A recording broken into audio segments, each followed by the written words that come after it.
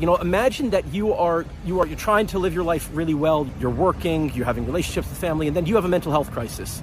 And suddenly you find yourself in A&E and you desperately need mental health support. As an A&E doctor here in London, I want to share with you the horror stories that we are seeing on a daily basis. We can come into our shift and we can see a patient who's having a mental health crisis. It can be an average person, it could be you, it could be me. And we hope that the mental health team will be able to find a bed for them. But what happens, we finish our shift, we come in the next day, but they're still stuck in A&E, stuck in a cubicle that is almost like a prison cell.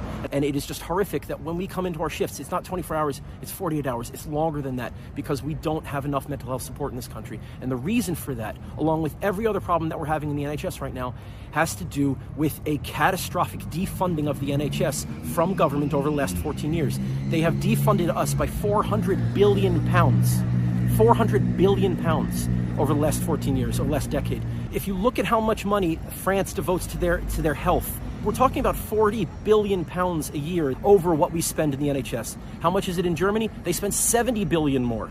We need to invest in our health. We need to invest in our NHS. And that means having an adult conversation about where that comes from and how we fund that. So in this election, it's time to demand better from your politicians. Demand that they end this catastrophic defunding of the NHS. Demand healthcare spending on par with our European neighbors. Demand that we have a plan for staff and beds and social care. For far too long, politicians here in Westminster have not valued your health.